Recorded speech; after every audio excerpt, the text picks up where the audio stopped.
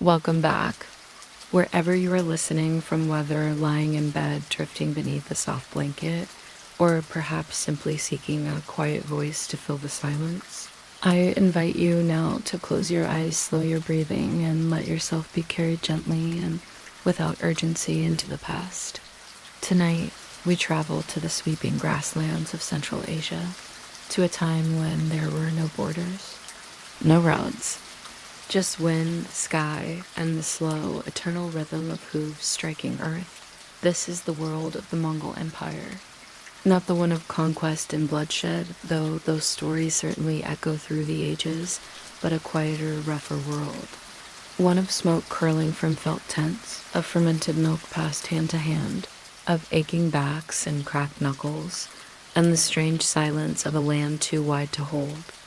You've likely heard of Genghis Khan, the name whispered with awe or fear, but tonight we're not galloping into battle. We're settling into camp, into the skin and bones of those who live that life not for glory, but simply to survive. So let the noise of modern life fade. Imagine wind tugging gently at your sleeves, and come with me into the dust and rhythm of a Mongol day. We begin with the morning and the cold. Imagine yourself waking before the sun. The air is still, sharp, so dry it cracks your lips before you've even opened your eyes. There's no alarm clock, only the quiet sounds of animals shifting outside, and the chill creeping through the seams of your gear, the round felt tent that is your entire world. You reach for your deal, a thick, robe-like garment tied with a sash. The wool is scratchy, but the cold is worse, and so you pull it tight. Outside, the wind rolls across the grasslands like an invisible tide, pushing through the seams of your home, nudging you toward your day. The floor beneath you is hard. You've slept on layers of mats and furs, but your back still aches. There's no pillow, no mattress, just the scent of smoke, wool, and old leather. You hear a soft huff a horse waiting, hungry. Breakfast is simple. A wooden bowl filled with air-egg fermented maize milk, and maybe a hunk of boiled mutton if you're lucky. The air-egg is sour, slightly fizzy, and smells faintly of yeast and animals. The mutton is chewy, salted, and streaked with gristle. But it is warm, and that is enough. There's no privacy. The gear is shared with family, servants, maybe livestock. Conversations are whispered or ignored. Modesty has little place here. You step outside into a flat, endless horizon. No trees, no mountains. Just sky. The wind bites at your cheeks.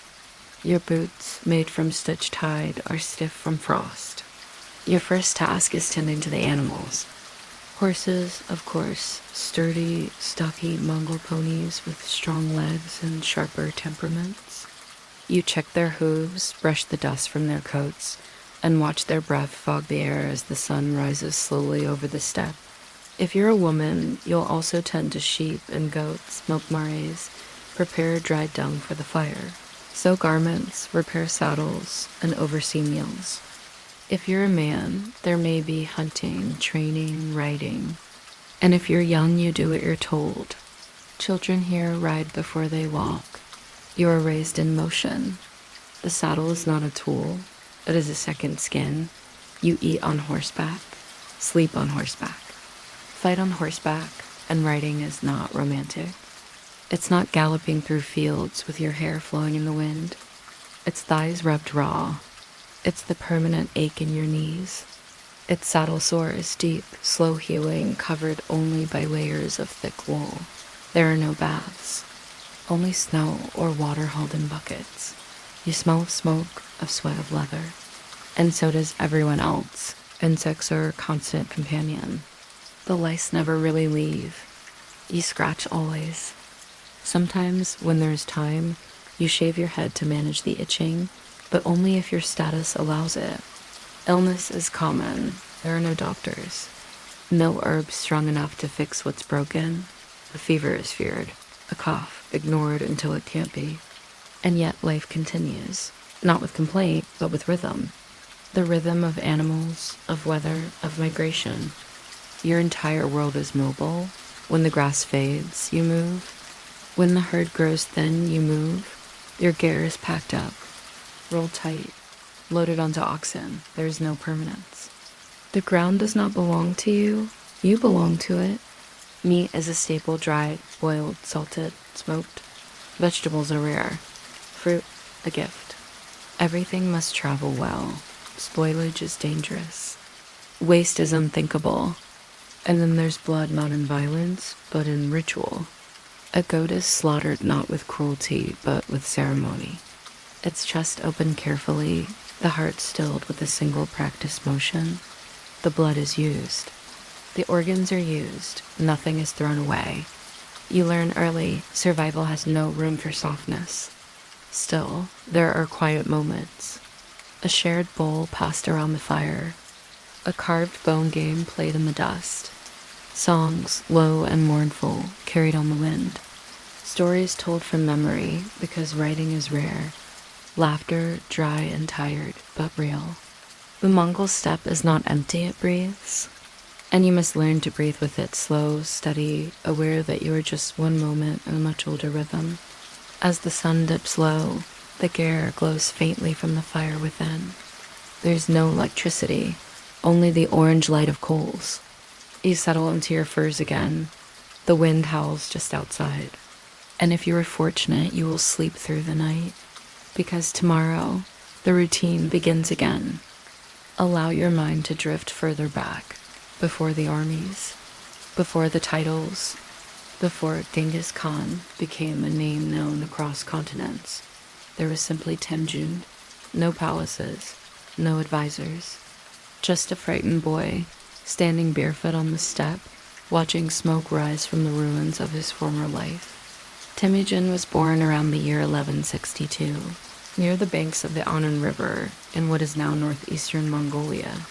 He was born into nobility.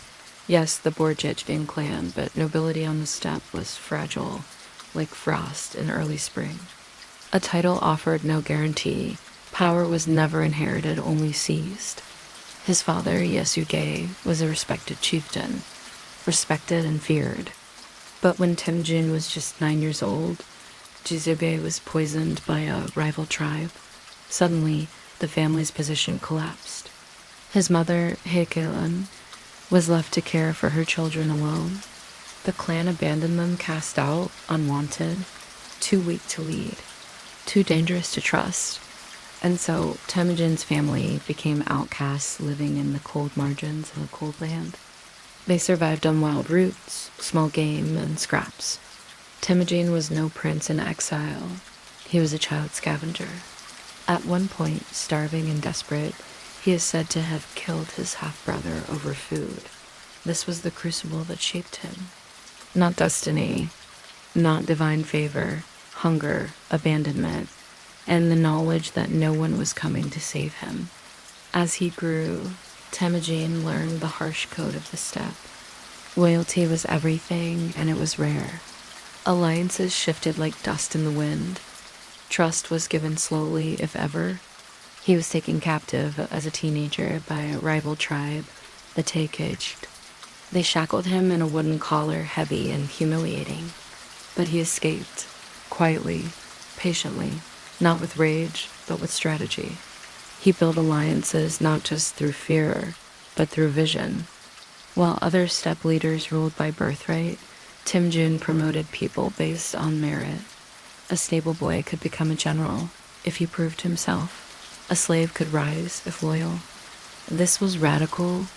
By his 20s, he had gathered a band of loyal warriors, small, but fiercely devoted. By his 30s, he had united the fractured Mongol tribes into one formidable force. Not through flattery or inheritance, but through sheer, relentless will. The road was soaked in betrayal. At one point, his own blood brother, Jamuka, turned against him. They had grown up together, shared dreams, shared battles, but Jamuka could not accept Temujin's rise. Their armies clashed in a brutal war. Temujin lost once, was humiliated, but he returned. And when he finally defeated Jamuka, he reportedly offered mercy. a quiet final mercy. In 1206, after decades of warfare, the Mongol chieftains gathered. They raised Temujin upon a white felt rug, the traditional symbol of ascension. They gave him a new name, Genghis Khan, the universal ruler, and with it, the mandate to expand beyond the steppe. He was no longer just a man. He was an idea, a figure of order in a chaotic world. Not a conqueror in his own mind, but a unifier. And yet it's important to remember this. Temujin never stopped being that boy in the cold. He never forgot hunger or betrayal. He built an empire not out of triumph, but out of memory. Every law he created, the Yasa, reflected the harsh logic of survival. Every campaign echoed the silence of those nights spent starving in exile. He was not cruel for cruelty's sake. He was exacting, focused, relentless, because he had once had nothing. And when he died in 1227, the details still unclear, his burial place was kept secret. His followers ensured the land would not be marked. His horses trampled the ground flat. No monument, no tomb, just grass and wind, and the quiet knowledge that the man who had begun as an orphan had reshaped the world. Now, as we continue along the long trail of Mongol history, let us pause and look into the shadows, into the corners of the empire not lit by the legends of war and conquest, but by something quieter, something often forgotten, deliberately forgotten. The women. For while the world remembers Genghis Khan and the generals who rode beside him, there existed a parallel realm of power, silent, potent, and often obscure. The steppe was never truly a man's world. Not entirely. You see, in the structure of nomadic Mongol society, women held more autonomy than in many of their contemporary civilizations. They were expected to work, to lead, to survive. They managed camps, negotiated marriages, commanded caravans, and when necessary ruled empires. But their names were not always written down, their deeds not carved into stone. They lived in the folds between chronicles, in the silences between lines. Yet their influence was unmistakable. Let us begin with one of the earliest and most formidable, Hosolan, the mother of Genghis Khan. She was kidnapped in her youth by Temujin's father, taken from another tribe. It was not love that forged her path, but resilience. When her husband died, she raised her children alone in exile. In poverty, she fed them, trained them, encouraged them to fight for what had been taken. It was Hosolan who taught Temujin the value of loyalty, who gave him the strength to lead. She was not a warrior, but she shaped a warrior king. Later, after the empire began to sprawl across continents, the need to govern what had been conquered fell not only to soldiers, but to administrators, diplomats, and often to women. One such figure was Trajin Khatun, the widow of Gede Khan, Genghis Khan's son. After her husband's death in 1241, the throne did not immediately pass to a male successor. Instead, Trajin assumed regency not as a mere placeholder, but as an active ruler. For 5 years, she governed the empire. She appointed her own officials, consolidated power, and positioned her son, Gayok, to take the throne. And yet, in many official records, her reign is minimized, described as temporary, as if 5 years of ruling the largest empire on earth could be simply overlooked. But she was not the only one. Surgatani Beki, another royal Mongol woman and the mother of Kublai Khan, was deeply involved in statecraft. She was known for her intelligence, her diplomacy, and her deep understanding of governance. She raised sons who would each become powerful rulers, and she did so with patience and precision. In private correspondence and court accounts, she is described as gracious and terrifying, soft-spoken yet unshakable. She taught her sons how to read the world, not just how to ride through it. And then we come to the warrior queens. One of the most remarkable among them was Kutulin, the great-great-granddaughter of Genghis Khan. She was a warrior born into a military lineage. It is said she could ride into a battlefield and drag a man from his horse with a single arm. She refused to marry unless her suitor could defeat her in wrestling. None succeeded. She is thought to have inspired the character of Turandot in European opera, though the real woman bore little resemblance to her fictional counterpart. Cotulin advised her father on military strategy. She led troops. She was, in every way, a commander. But when her male relatives began to struggle for power, her name, too, began to fade. This was the pattern. Mongol queens and noblewomen rose. They governed, they strategized, and then they were written out. After the empire fractured and settled into more sedentary forms of governance, the roles of women began to shrink under new systems, new cultures. Influence gave way to erasure. The secret history of the Mongols, one of the few contemporary sources of Genghis Khan's life, hints at their importance, but even it is incomplete. What was not written may have mattered most. And so we must listen between the lines to the echo of quiet authority, to the footsteps of women who moved behind thrones, or sat upon them, however briefly. The Mongol queens remind us that power is not always loud, that empire is not only built with swords, and that history is often written with one eye closed. Imagine now a different side of the empire. We've walked through the hardship, the chill winds and rough wool, the lean meals and nomadic rhythm. But not everyone in the Mongol world lived like that. Not all Gers were equal, and not all boots trudged through mud. Let us drift into the center of power, to the tent of the Khan of Khans. In its essence, Mongol luxury was not about towering palaces or golden thrones, though gold they certainly had. It was about control, space, cleanliness, time. A royal ger, the portable palace of a Khan, was no simple dwelling.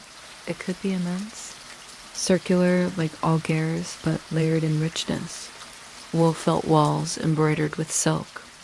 Interior linings dyed deep reds and blues, imported from distant lands.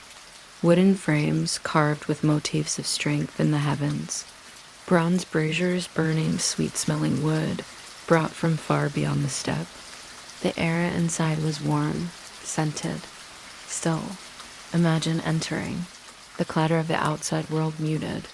A low table lacquered in black and red, cushions covered in fine brocade, and a silver cup filled with the richest arag, smoother than what common herders drank, or perhaps warmed wine brought by caravan from China or Persia.